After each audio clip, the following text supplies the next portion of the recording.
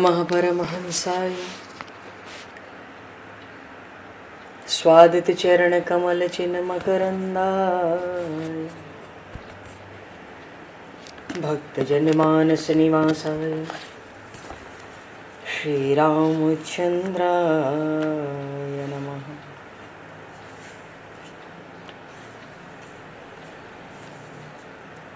वंदे विदेहतनया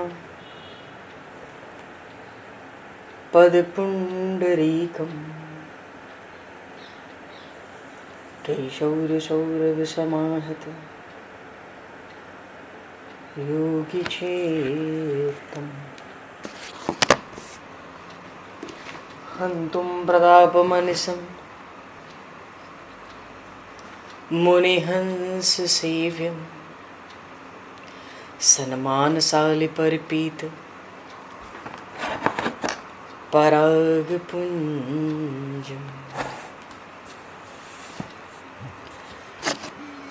यत्र यत्र रघुनाथकीर्तनं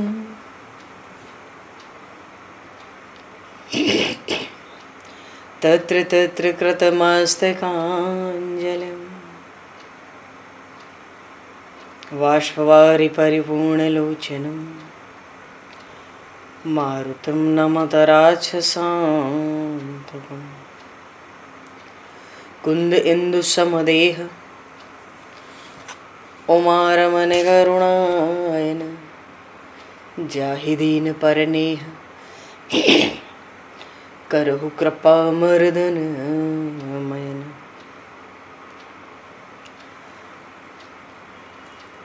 प्रहलाद नारद पराशर पुंडरीक व्यासे अम्बरीश शुक शौनक भीष्म दालभान रुक्मांगद अर्जुन वशिष्ठ विभीषणादीन एतानहं परम भागवतान् नमामि। श्री सीतानाथ समारंभां श्री रामानन्दार्य मध्यमाम् अस्मदाचार्य पर्यन्तां वन्दे गुरु परम्पराम्।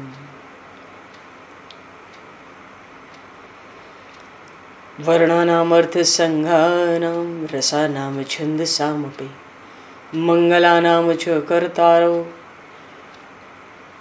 वन्दे वाणी विनायकौ।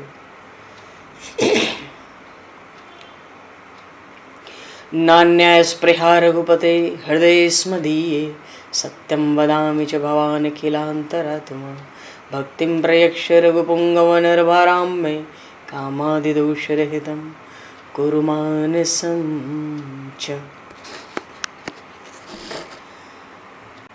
भक्त भक्ति भगवंत गुरु चतुर्नाम वपु एक तिनके पद वंदन के नाशहि विघ्न अनेक। बंधु तुलसी के चरण जिनकी न्यो जग काज कल समुद्र घोरत लगो प्रगट्यो सप्त जहान। श्री गुरु चरण सरोज रज निज मन मुकुर सुधार वर्णो रघुवर विमल यश जोदायक फलचार।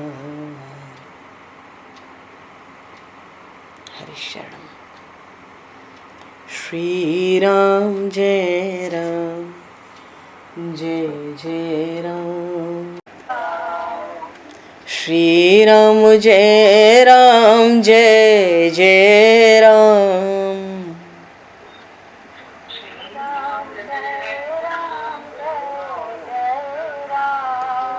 श्री राम जय राम जय जय राम।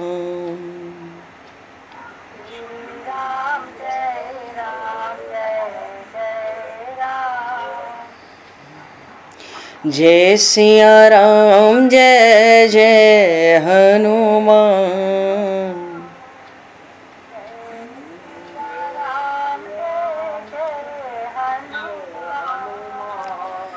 श्री गुरु रामानंद भगवान।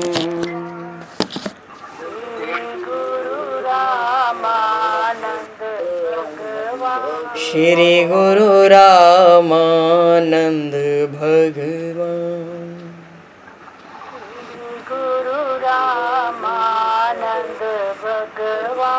श्री राम जय राम जय जय राम। श्री राम जय जय राम। जय सिया राम जय जय सिया राम। जय सिया राम जय जय सिया राम। जय सिया राम जय जय सिया राम। जय सिया राम जय जय सिया राम। बोली सियावर रामचंद्र भगवान की जय। संपूर्ण राम दरबार की जय। श्री अवध मिथिला धाम की जय। श्री बांके बिहारी लाल की जय। 84 कोस ब्रजमंडल धाम की जय। श्री रामचरितमानस जी महाराज की जय। श्रीमन्नाम महाराज की जय। श्री पंडरीनाथ भगवान की जय। कली पावन अवतार गोस्वामी तुलसीदास जी महाराज की जय। सब संतन की जय, सब भक्तन की जय, समस्त वैष्णवन की जय, समस्त पूर्वाचार्य चरणन की जय, समस्त संप्रदाचार्यन की जय। श्री सद्गुरुदेव भगवान की जय। गंगा मैया की जय, जमुना मैया की जय, सरजू मैया की जय, गौ माता की जय, तुलसी माता की जय, पृथ्वी माता की जय, एकाशी महारानी की जय। जय जय श्री सीताराम, जय जय श्री राधेश्याम। नमः पार्वती पते हर हर महादेव। हरिशरणम। अनंत कोटि ब्रह्मांड नायक सर्वेश्वर पूर्ण परात्पर ब्रह्म असंख्य कल्याण गुणगण निलय भक्तवांशा कल्पतरु शरणागत वत्सल भक्त वत्सल दीनबंधु दया सिंधु श्री कौशल्या आनंद वर्धन श्री दशरथ नंदन श्री जानकी कंठभूषण भगवान श्री सीताराम जी महाराज की असीम कृपा करुणा से श्री हनुमान जी महाराज की परम पावन भावमयी सन्निधि में महापुरुषों की भावमयी उपस्थिति में एवं आप सभी श्रद्धालु भक्त वैष्णवों की मंगल सन्निधि में मानव जीवन का सर्वोत्कृष्ट फल भगवत गुणगान भगवत कथा का आनंद हम सभी श्री राम कथा के माध्यम से प्राप्त करने जा रहे हैं। सर्वप्रथम आप सभी भक्त जनों के श्री चरणों में भगवत भाव से सादर वंदन सादर नमन। आप सभी को यथा योग्य जय सिया राम, जय जय श्री राधे हरि श्याम, जय श्री राम।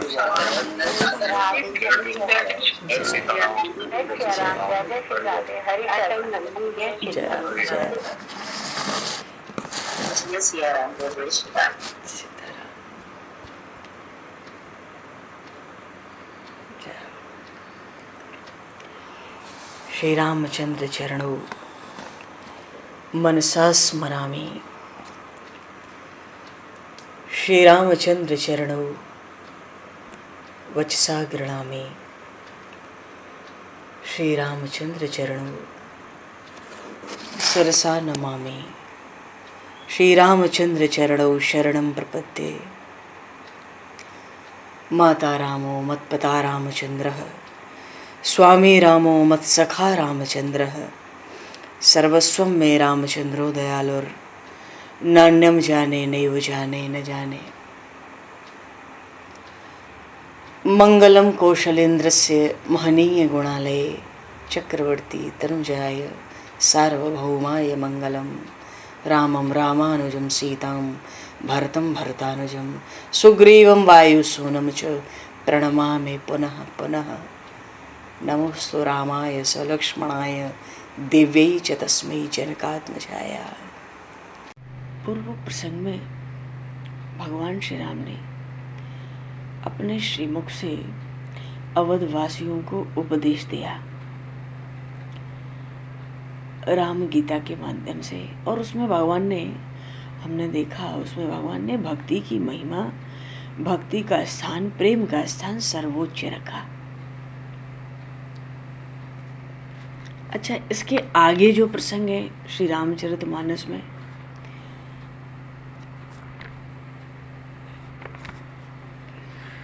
अच्छा पहले तो सबने भगवान के श्रीमुख से वाणी सुनी तो सुनत सुधा सम बचन राम के, अमृत के समान प्रभु की मधुर कोमल वाणी थी। गहे सबनिपद कृपा धाम के, और चरण, भगवान के चरण कमलों को पकड़कर प्रणाम करते हैं और क्या कहते हैं, जननी जनक गुरु बंधु हमारे, कृपा निदान प्राण ते प्यारे। सब कुछ आप ही हो, आप ही माता, आप ही पिता, आप ही बंधु, आप ही गुरु, आप ही आश्रय, आप ही गति, आप ही मति, सब कुछ आप। कृपा निदान प्राण ते प्यारे, आप तो कृपा के सिंधु हो, हमें प्राणों से अधिक आप प्यारे हो। और हित के लिए केवल हमारा ही नहीं, तन धन धाम राम हितकारी। प्रभु ने मनुष्य तन का, मनुष्य शरीर की दुर्लभता बताई और उसको सफल करने की बात कही थी अपने उपदेश में। अवधवासी कहते हैं तन धन राम, तन धन धाम राम हितकारी। हे प्रभु, आप शरीर के ही नहीं, हमारे धन धाम माने सब कुछ के आप कल्याण करने वाले हो।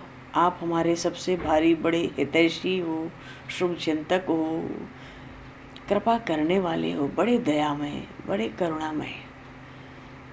और आपके कितने गुण जाए गाए जाए, सब विधि तुम प्रणतारित हारी। एक बार कोई प्रणत हो जाए तो बस आप तो जीव मात्र के, जो प्रणत हो जाए प्रभु को, सब भगवान उसकी सब दुख आरती का हरण करने वाले हैं। और अवधवासियों ने एक बात और कही कि आपके सिवाय अगर आपको छोड़ें तो जो उपदेश आपने प्रभु दिया वो दूसरा कोई दे ही नहीं सकता, क्योंकि माता पिता स्वार्थ रत हो, माता पिता भी स्वार्थ में रहते हैं। भगवत भजन का मार्ग माता पिता भी संतान को नहीं सिखाते। विरले ही ऐसे भाग्यशाली जीव हैं जिनको माता या पिता से भक्ति या भजन के संस्कार मिले हों, क्योंकि माता पिता भी उदर पोषण का धर्म सिखाते हैं। घर परिवार प्रपंच संसार कैसे चलाना है, संसार में कैसे व्यवहार रखना है, उदर पोषण धर्म सिखावाई।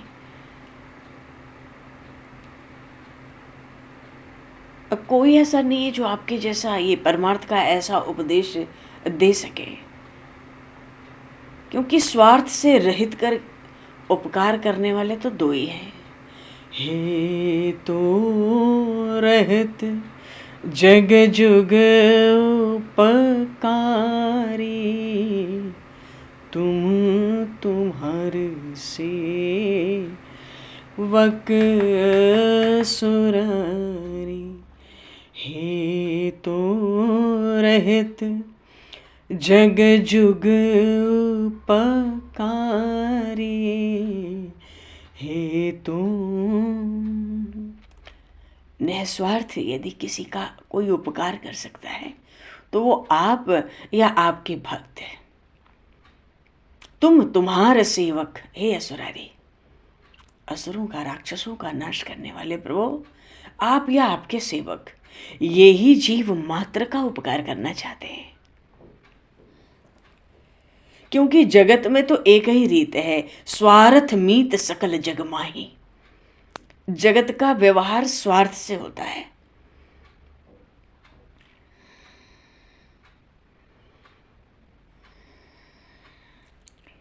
स्वार्थ लाग करहि सब सेवा, सुर नर मुनि सब की यह रीति, स्वार्थ लाग करहि सब प्रीति। सुर नर मुनि सबकी यह रीति, उसमें देवता भी आ गए। देवताओं का भी व्यवहार स्वार्थ से होता है। भली प्रकार पूजा करो, विधि पूर्वक अनुष्ठान से गलती हो जाए तो क्षमा नहीं होती, दंड होता है। देवी माता की पूजा में भी बड़ा विधि विधान होता है।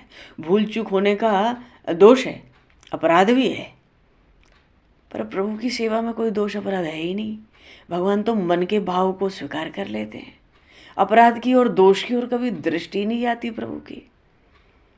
इसलिए कहा सुर, सबसे पहले सुर, देवता ये भी स्वार्थवश हैं। एक हाथ दो और एक हाथ लो।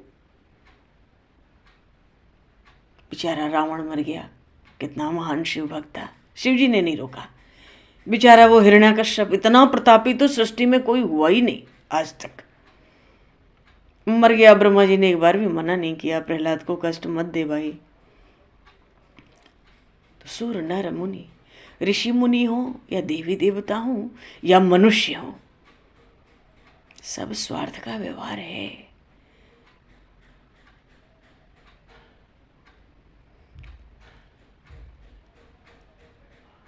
स्वार्थ मीत सकल जग माही, सपने हूँ प्रभु परमार्थ नहीं।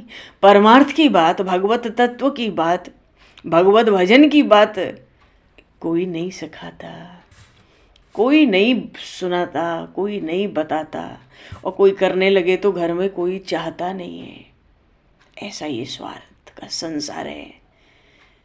तो प्रभु ने भी देखा कि अवधवासियों को मर्म समझ में आ गया है।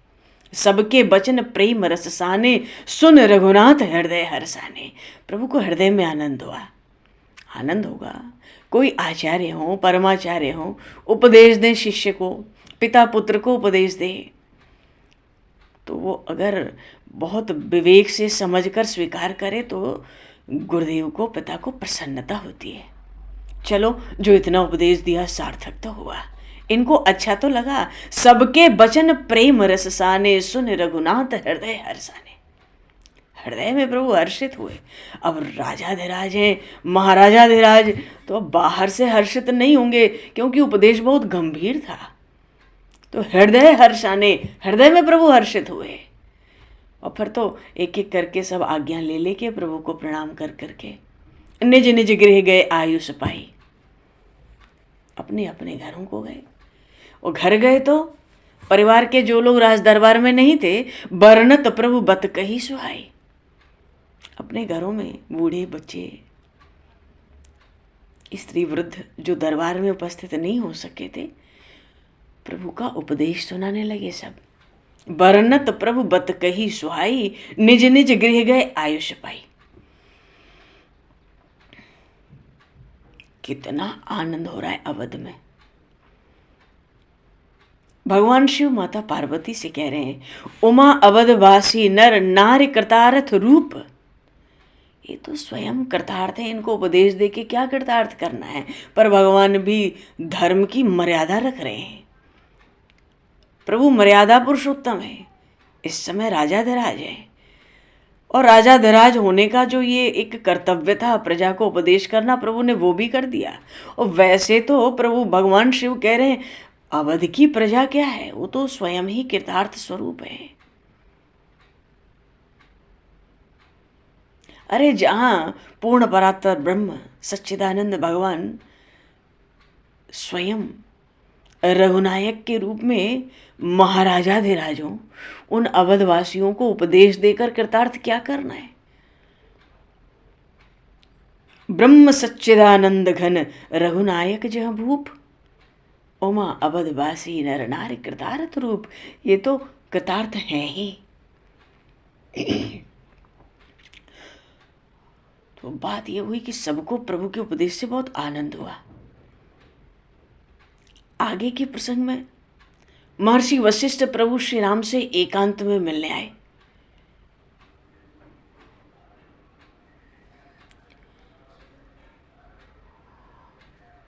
पर उसके पहले एक प्रसंग है, सुंदर प्रसंग है। एक दिन ऐसा हुआ अवध में, भगवान श्री राम हनुमान जी महाराज भीतर आए, अंतःपुर में प्रणाम किया। थोड़ी देर बिराजे क्या, मौन ही रहेंगे, वो तो सेवक हैं। वहां विनोद का तो अवसर है नहीं हनुमान जी के साथ, क्योंकि दास्य भाव की भक्ति है, सतत सेवा में सावधान की भक्ति है। तो अंतःपुर में भी आए होंगे तो प्रणाम करके मौन होके बैठे होंगे, या जो कोई बात हो। और प्रभु ने देखा आज अच्छा अवसर है, ये अंजनी नंदन अंतःपुर की तरफ आए हैं। प्रभु ने सोचा कि अब तो ज्ञान ही ज्ञान चलने दो, उपदेश ही उपदेश चलने दो। और हनुमान जी महाराज तो प्रभु के बड़े प्यारे हैं। बोलिए श्री हनुमान जी महाराज की जय। श्री चरणों के पास बैठे थे हनुमान जी महाराज, प्रभु के श्री चरणों के पास बैठे थे और सहज श्री रघुनाथ जी महाराज ने श्री जनक नंदिनी की ओर देखा और बड़े हल्के से कहा, ये जो अंजनी नंदन है इनको आप मेरे तत्व का उपदेश करो। हनुमान जी महाराज को एक क्षण को आश्चर्य हुआ, क्यों? मेरे स्वामी स्वयं भी तो अपने तत्व का उपदेश मुझे कर सकते हैं, पर कहा है माता जी से तो कुछ बात ही होगी। प्रभु ने श्री विदेहराज नंदनी की ओर संकेत करके कहा कि तुम इन अंजनी नंदन को मेरे तत्व का उपदेश करो। जबकि उन पवन पुत्र हनुमान जी ने कोई जिज्ञासा नहीं की थी श्री चरणों में बैठकर, क्योंकि वो हनुमान जी महाराज तो अपने इन आराध्य की सेवा से संतुष्ट, उनको सेवा के अतिरिक्त और कुछ अभिष्ट है ही नहीं, इच्छा है ही नहीं। उन्होंने कब कहा कि हमें ज्ञान हो जाए, हमें तत्व ज्ञान हो जाए? वो तो सेवक हैं और सेवा चाहते हैं। तो जिज्ञासा ज्ञान प्राप्ति की, तत्व ज्ञान की हनुमान जी ने नहीं की ही नहीं होगी। लेकिन बात यह है कि हनुमान जी महाराज जैसा निष्काम अधिकारी प्राप्त हो जाए तो स्वयं भगवान श्री राम कहाँ अपना स्वरूप अप्रगट रख पाते हैं, अपने स्वरूप को प्रकट कर देते हैं। तो निष्काम अधिकारी हैं।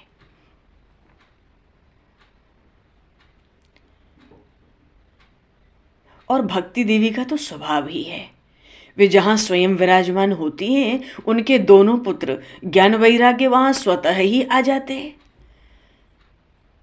और ज्ञान वैराग्य से रहित भक्ति है तो वो बंध्या है, आगे चल के उस भक्ति में व्यभिचार आ जाता है।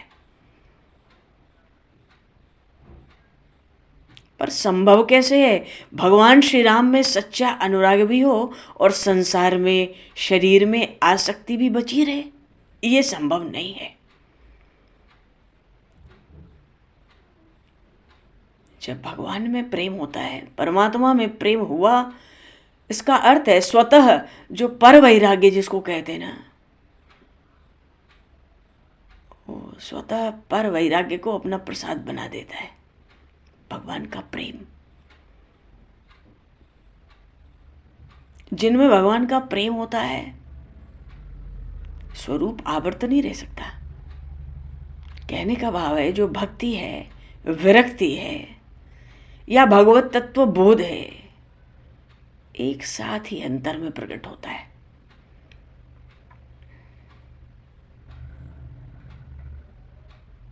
और हनुमान जी महाराज ये तो प्रबल वैराग्य दारुण प्रभंजन तनया, प्रबल वैराग्य दारुण प्रभंजन तनय, ये तो साक्षात परम वैराग्य के स्वरूप हैं। किसी को भी प्रभु श्री राम के प्रेम की प्राप्ति हनुमान जी महाराज के अनुग्रह से होती है, इसलिए वो ज्ञानियों में अग्रगण्य है। पर आज प्रभु श्री राम के हृदय में स्नेह प्रकट हुआ है उनको लेकर। प्रभु श्री राम का सहज स्नेह था कि उन्होंने अपनी आद्या शक्ति को उपदेश का आदेश दिया है। श्री जी की ओर देखा है, जानकी मैया की ओर, मेरे तत्व ज्ञान का अंजनी नंदन को तुम उपदेश करो। इतना सुनते ही हनुमान जी महाराज ने अपनी अंजलि बांध ली और तनिक ऊपर मुंह उठा लिया और अपनी उन अनंत वात्सल्यमयी अम्बा की ओर अपलक देखने लगे। बोलिए श्री विदेहराज तनया की जय। इस समय ये विदेहराज तनया के स्थान से नहीं बोल रही है, ये ब्रह्म की पराशक्ति आद्या शक्ति बोल रही है। अपलक होकर अपना मुख कुछ ऊपर उठा के उन वात्सल्यमयी जननी की और हनुमान जी महाराज देखने लगे।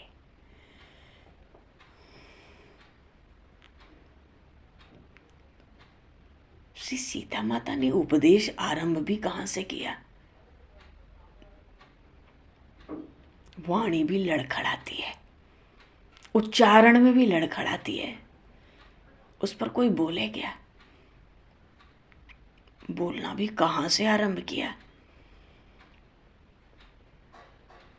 वो तो कहती हैं, जब हनुमान जी उनकी ओर देखते हैं, माता जी कहती हैं, ये जो अवधेश है ये अनादि है, अनंत है, अचिंत्य भी है, अद्वितीय है, ये निर्गुण है, निर्विकार भी है, निष्क्रिय है। प्रभु का सब नाम तो ठीक लगता है, पर निष्क्रिय बड़ा अटपटा लगता है। कहती है निष्क्रिय है,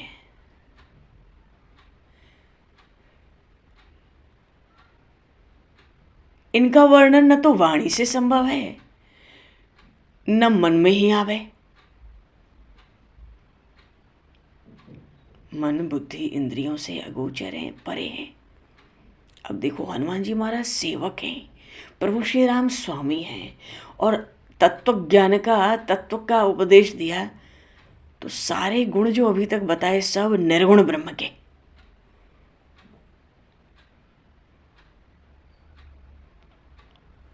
श्री सीता माता कहती है,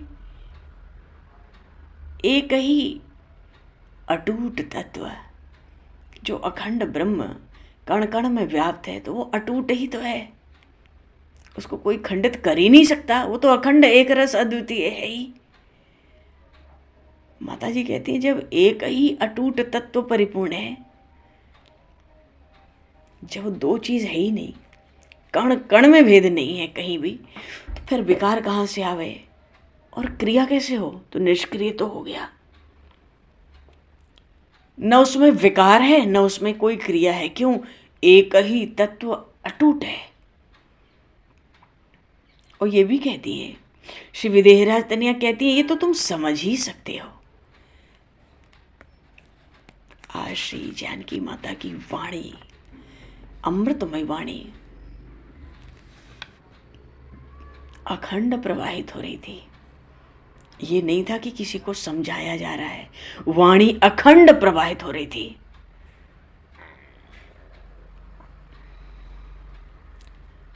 कहती मेरे आराध्य को अनुभव स्वरूप कहा जा सकता है।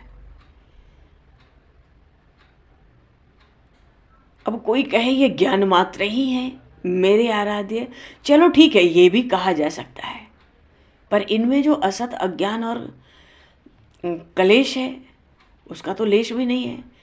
एक बड़ा प्रभु का बड़ा सहज नाम आता है, सच्चिदानंद। इतना कह के सच्चिदानंद को ऐसा परिभाषित कर दिया श्री जानकी माता ने, केवल अनुभव स्वरूप है। अब ज्ञान क्योंकि कहते हैं ना ज्ञान अखंड, ये ज्ञान स्वरूप है, ज्ञान अखंड एक सीतावर, बोलती कहा जा सकता है, मेरे आराध्य को ऐसा कहा जा सकता है। पर इनमें जो असत और अज्ञान है ना, क्योंकि सच्चिदानंद क्या है? सतचित और आनंद। तो सतचित आनंद घन है, इनको क्यों कहा जाता है? क्योंकि इनमें असत अज्ञान और कलेश है ही नहीं। केवल इस बात को सूचित करने के लिए कोई कोई ब्रह्मज्ञानी इनको सच्चिदानंद कहते हैं। अब सत्य है तो वहां असत तो होगा नहीं। असत कौन होता है? जिसका जन्म हुआ उसका विनाश होगा।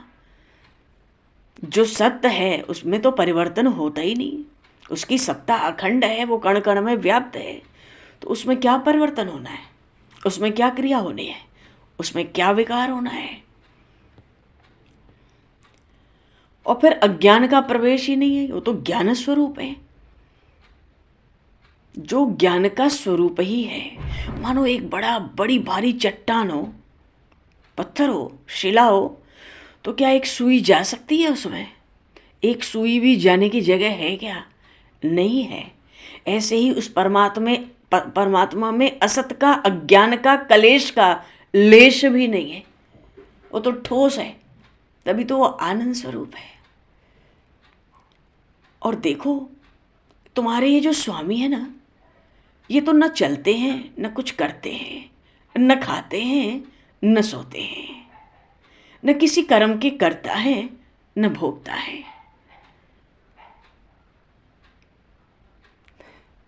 हनुमान जी महाराज उपदेश श्रवण कर रहे हैं। ज्ञानियों में अग्रगण्य है, कोई बात 2 बार कहने की उनको आवश्यकता नहीं है, वो तो बस श्रवण कर रहे हैं। ये भी कहती हैं कि इनका ये जो अवतार है, इनका ये अवतार और इस अवतार की सब लीलाएं मेरा कर्म है।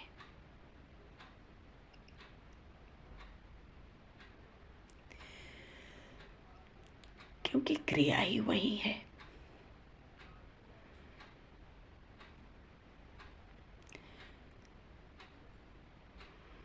करुणा निधान रहुआ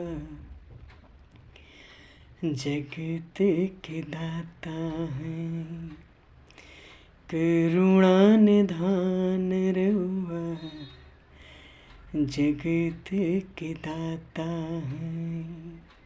श्री भगवान रहुआ जगत के दाता है, श्री भगवान रहुआ जगत के दाता है।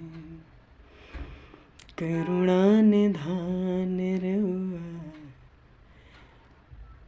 जगत के दाता है।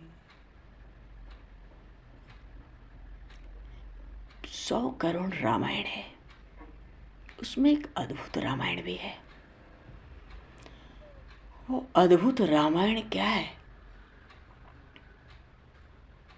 बिल्कुल यही बात जो अभी अभी श्री जानकी माता ने हनुमान जी से कही।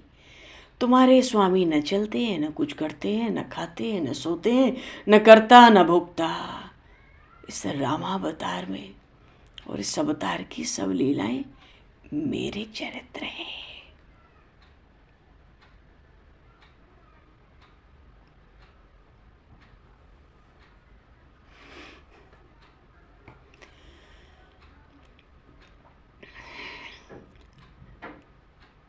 वो तो कहती है ये सब मैंने किया है, ये चरित्र मेरे हैं सब। इन चरित्रों में केवल इनकी प्रतीति होती है। ये तो मुझ युग माया के द्वारा ही, ये जो श्री विग्रह दिख रहा है महाराजा धीराज का, मेरे द्वारा ही इस विग्रह में विराजमान है, विद्यमान है। मैं इनकी शक्ति, मैं इनकी प्रकृति, मैं इनकी योग माया, और फिर इनसे पृथक मेरा कोई अस्तित्व तो नहीं है। पर मेरे बिना इनकी प्रतीति, इनकी उपलब्धि भी नहीं है।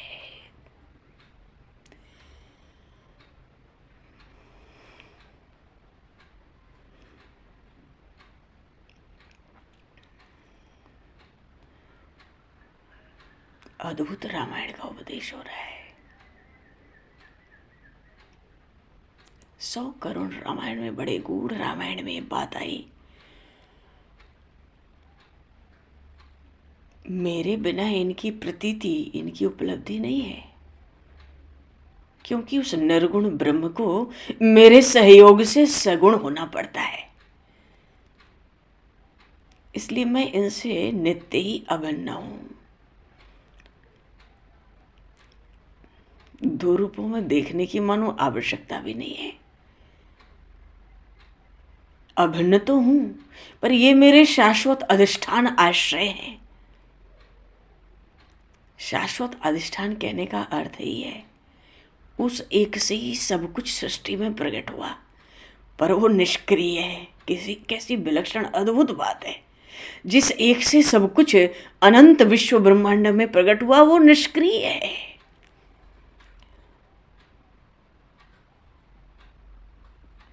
श्री जानकी माता आगे कह रही है कि ये जो सारी प्रकृति, प्राकृत जगत का जो प्रपंच है, ये तो मेरा विलास है। अनंतानंत कोटि कोटि ब्रह्मांडों का उद्भव मुझसे होता है। ये करोड़ों ब्रह्मांडों को मैं प्रकट करती हूँ और मैं ही उनका पालन, उनकी स्थिति, उनका संहार भी कराती हूँ, करती नहीं हूँ। अन्य सृष्टियों की जो स्थिति है, पालन है, संहार है, रचना है, कराती हूँ। उद्भव स्थित कारणिम, कारणिम तो नहीं है। बालकांड के मंगलाचरण में ही गोस्वामी जी ने श्री जानकी माता की वंदना की तो कहा ना, न तो हम राम वल्लभाम। तो वहां पर भी गोस्वामी जी ने यही कहा, उद्भव स्थित कारणिम। वो सृष्टियों के उत्पन्न होने, उनके पालन होने और उनके संहार होने का कारण है, वो करती नहीं है। जाशु अंश उपजहि गुण खानी, अगणित लक्ष्मी उमा ब्रह्माणी।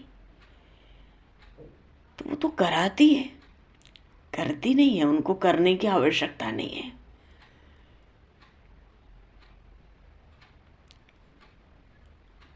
इसलिए कहती है अनंत अनंत ब्रह्मांडों का उद्भव मुझसे होता है। और शक्ति क्या, उसका स्मरण ही। पर शक्ति तो इन परात्पर पुरुष की ही है। भले जिस पर शक्ति है वो निष्क्रिय है।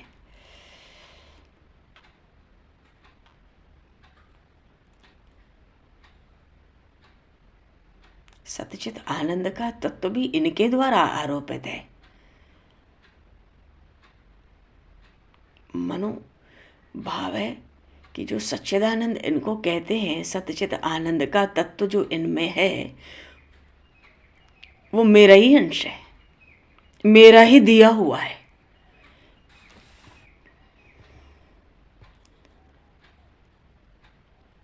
और तभी तो जब प्रकृति में तीन तत्व आता है तो उसको सत रज तम कहते हैं।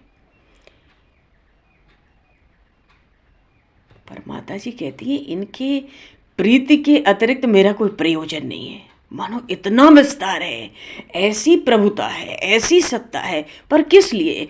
इनकी प्रीति के अतिरिक्त मेरा कोई प्रयोजन नहीं है। कैसी सुंदर, सरल, कैसी कोमल वाणी है। इतना सब कुछ है, पर क्यों? केवल प्रीति के लिए। उसके अतिरिक्त मेरा और कोई प्रयोजन नहीं है ये सब करने का। मानो स्वामी जिसमें प्रसन्न हो वो काम करना है, वही सेवा है।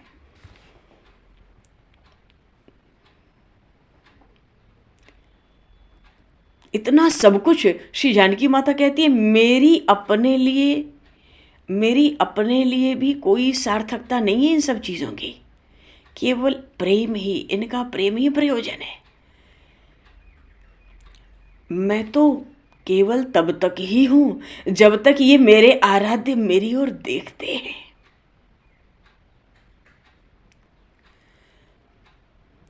और इनको मेरा प्रयोजन है। जब तक ये मेरी ओर देखते हैं तब तक मैं हूं।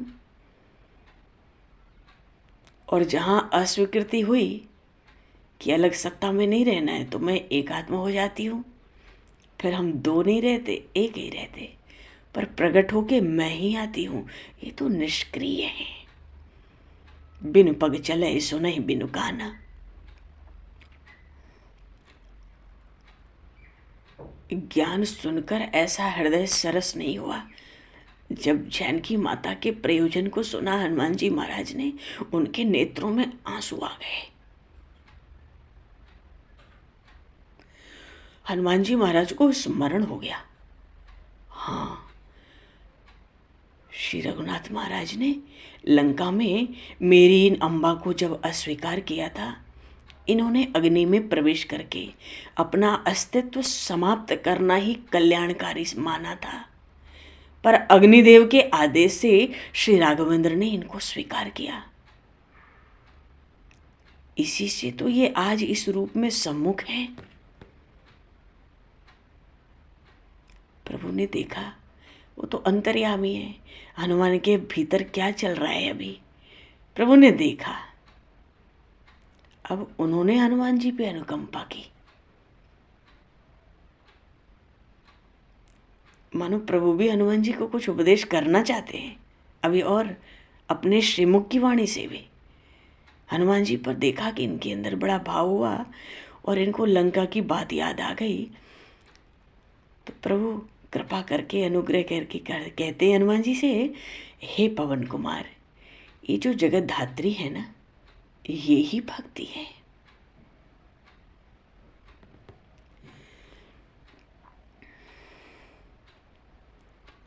अच्छा, श्री जानकी माता ने हनुमान जी को जो उपदेश दिया वो क्या था?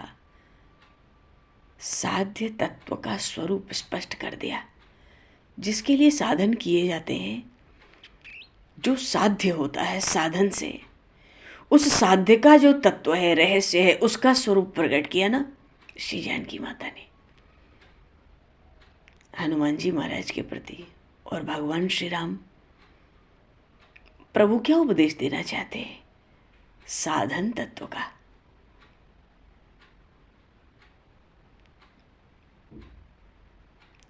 साधन तत्व का, उस तत्व की प्राप्ति कैसे हो। कितनी विलक्षणता है इस उपदेश में। बात यह है, श्री जानकी माता ने जो उपदेश दिया उसमें राम जी का स्वरूप है, और प्रभु जो उपदेश दे रहे हैं उसमें जानकी माता का स्वरूप है। बोलिए श्री सीताराम जी महाराज की जय।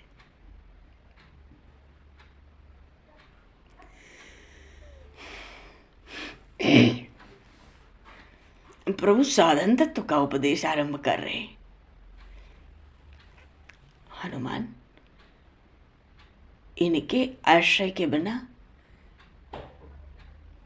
जीव आवागमन से, इस भवसिंधु से उद्धार का मार्ग नहीं पाता है। वैराग्य और ज्ञान दोनों इनके ही पुत्र हैं, इनके ही प्रसाद हैं, इनकी ही कृपा है। ये परम प्रेम के स्वरूप में है।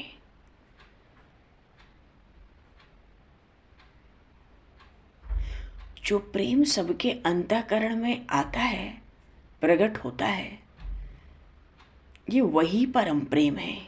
वो प्रेम भी इन्हीं का अंश होता है, क्योंकि ये परम प्रेम रूपिणी है।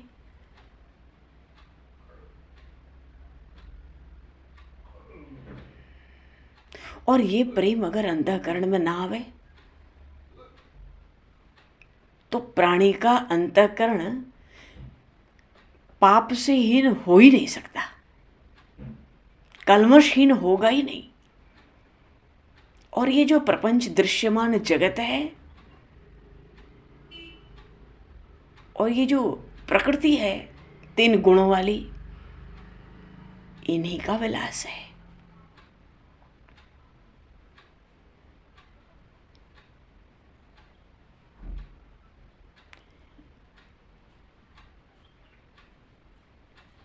अरे प्रभु ने क्या क्या उपदेश दिया साधन तत्व में। जितने साधन है सबका तत्व समझाया। जगत में जितना कर्म है सब गुण ही गुणों में करते हैं। भागवत में भी आया है ना, गुणा गुणेश वर्तन्ते। गुण में गुण व्यवहार करते हैं। रूप कौन देखता है? नेत्र देखते हैं। गंध कौन लेता है? नासिका लेती है। मानो प्रत्येक गुण अपने में ही व्यवहार करता है। इसलिए श्री राघवेंद्र सरकार बात यह है कि यहाँ स्पष्ट करना चाहते हैं कि अंतःकरण जब तक इन गुणों में आसक्त रहेगा, सत रज तम, ये तीनों गुण जब तक रहेंगे ना, आसक्ति रहेगी। तमोगुण तो घोर अज्ञान के स्वरूप होते हैं। रजोगुण में कर्म की प्रधानता होती है, और सत्व गुणों में धर्म का प्रागट्य प्रादुर्भाव होता है। पर अगर इनमें आसक्ति है तो जन्म मरण का चक्र चलता रहेगा।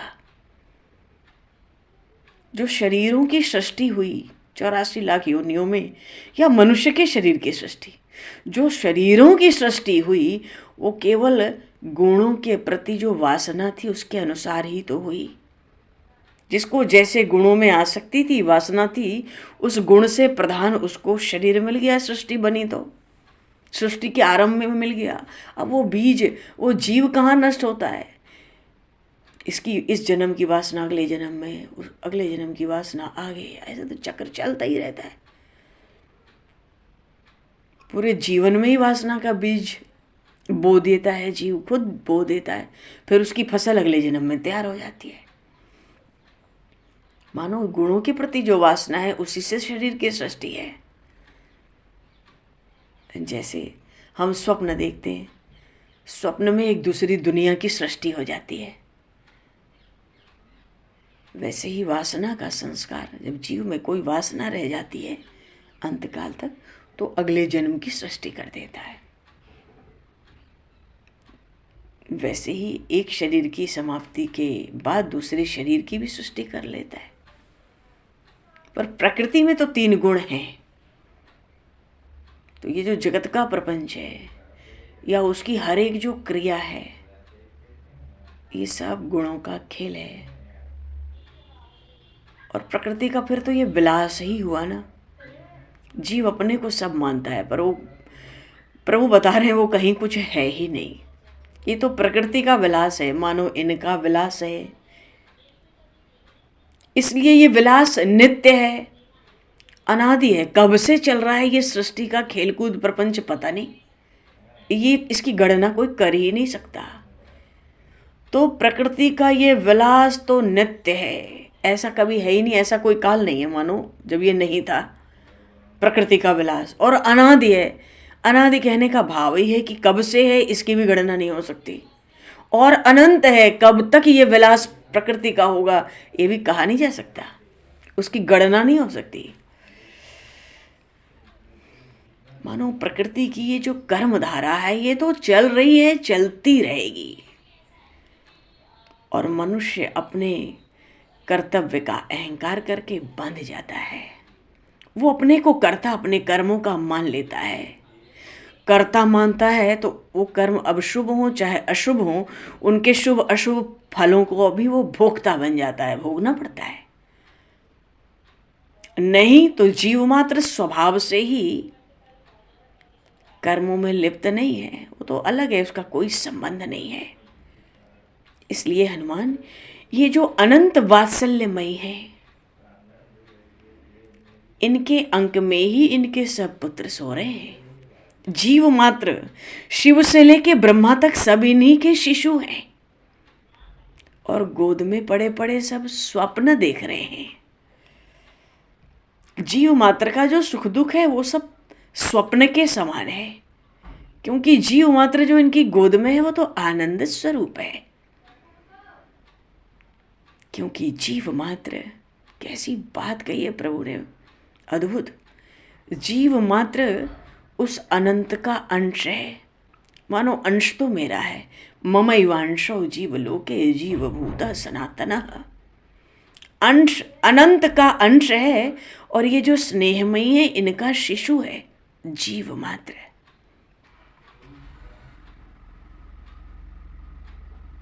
पर जीव मोह की निद्रा में मगन है और बड़े दुखद स्वप्न देख रहे हैं। पर ये जो दयामयी है ये उनको जगाने का यत्न भी करती हैं, तो भी जीवों को दुखद ही लगता है, क्योंकि दुखों में वो मग्न हो रहे हैं। है तो जीवन में दुख, पर उस दुख में ही मग्न है, मानो उस दुख से छूटना चाहते ही नहीं है। पर ये ऐसी दयामयी, करुणामयी, कृपामयी है, जीव को जगाना चाहती है। जैसे स्वप्न में पड़ा जीव दुखी होता है, डरता है, चीखता है, चिल्लाता है, तो पड़ोस में सोया उसको उठा देता है। उठा देंगे, इसकी नींद खुल जाएगी तो स्वप्न छूट जाएगा, इसका भय और दुख दूर हो जाएगा। ऐसे ही ये दयामयी निरंतर जगाने का प्रयत्न करती हैं जीव को, पर जीव को इनका जगाना भी दुखद लगता है। सुख नहीं मानता कि इनके जगाने से मैं दुखों से छूट जाऊंगा।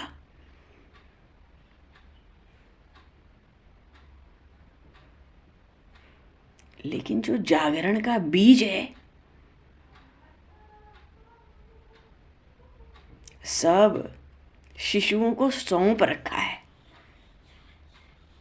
क्योंकि ये तो जगाने वाली स्वयं प्रकाश स्वरूपा है। तो हमारे अंतःकरण में कैसे मालूम पड़े वो कैसे विराजमान है? अब प्रत्येक जीव के अंतःकरण में प्रीति के रूप में ये विराजमान है। बोलिए श्री सीता मैया की जय, श्री जानकी मैया की जय। सबके भीतर प्रीति के रूप में,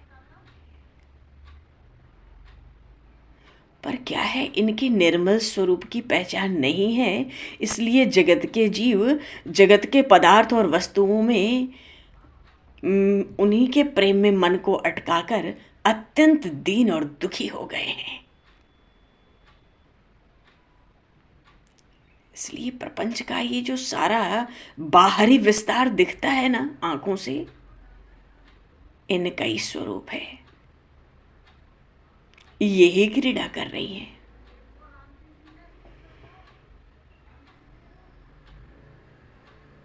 इस जगत में कहीं भी आसक्ति रखोगे तो काल का कलेवा बनना पड़ता है। मृत्यु से मृत्यु में प्रवेश करना पड़ता है।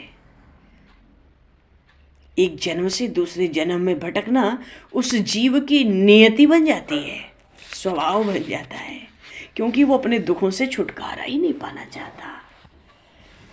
ये तो अमृत स्वरूपा है, पर इनका ये स्वरूप अंतर में अंतर्यामी से एक होकर है।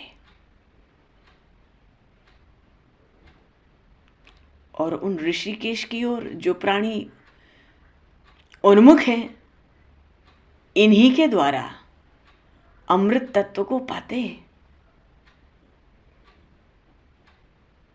जो जीव अंतर्मुख है, सब प्रकार से उनका पालन करती हैं, रक्षण करती हैं, पोषण करती हैं, संवर्धन भी करती हैं, और इन सब क्रियाओं में बड़ी सावधान रहती हैं, बहुत सचेष्ट रहती हैं।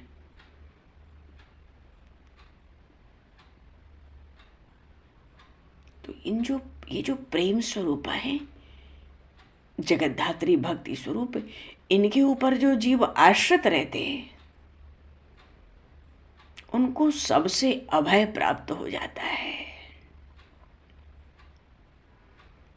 बोलिए श्री सीताराम जी महाराज की जय।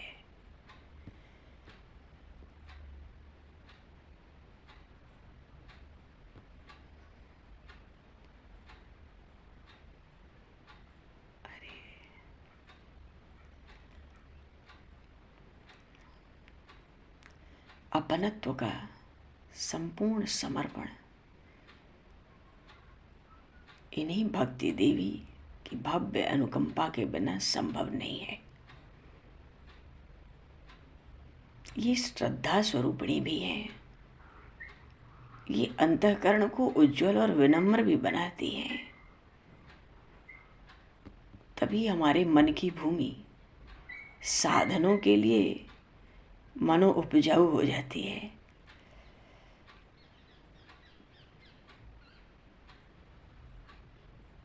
क्योंकि जो प्रपंच प्रकृति है, ये निरंतर पतन की ओर ले जाती है। इसलिए साधन का अर्थ है सतत संयम, सतत सावधानी, सतत प्रयत्न। मनु ये चेष्टाएं सतत आवश्यक है।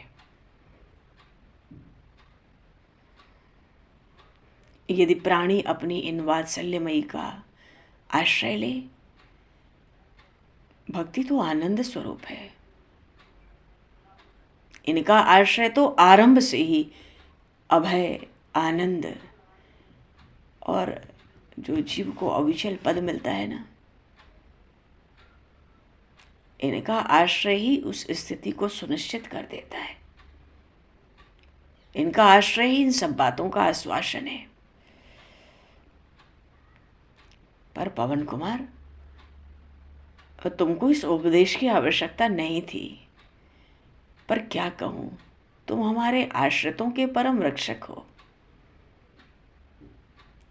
हमारे आश्रितों के पथ प्रदर्शक हो। इसलिए तुम्हारा परमाचार्य होना बहुत आवश्यक है। तुम परमाचार्य बनो जगत में भक्तों के, उस परंपरा को हमने अभी आरंभ कर दिया। इसीलिए मैंने तुम्हें ये उपदेश किया है, जिससे इस तत्व को मेरे भक्तों में तुम आगे प्रकट करते रहो।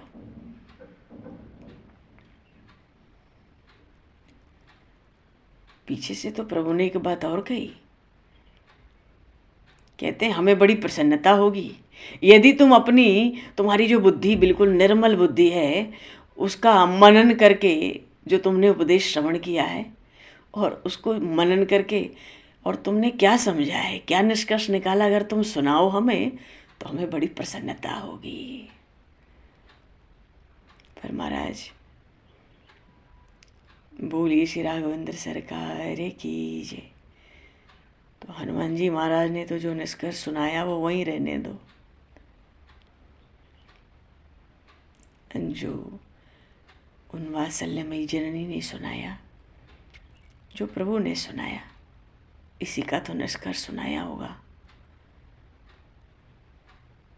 पर जब सुनाया तो पता पड़ा कि सच में ज्ञानियों में अग्रगण्य का क्या अर्थ हुआ। हनुमान जी महाराज ज्ञानी नाम अग्रगण्यम है, निष्कर्ष भी ऐसा सुनाया।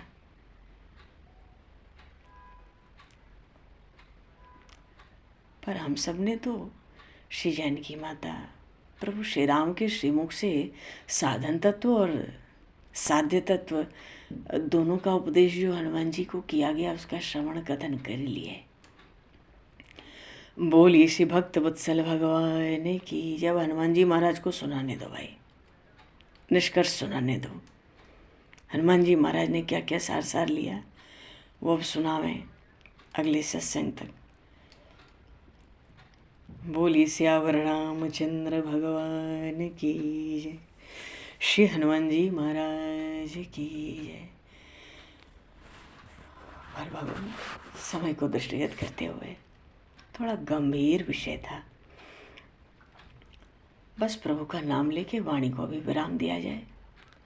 आगे महर्षि वशिष्ठ का जो सत्संग हुआ वो बड़ा सरल है, वाणी में भी सरल है, रस में भी सरल है, बहुत सुंदर है, बहुत सार बहुत थोड़े में ही।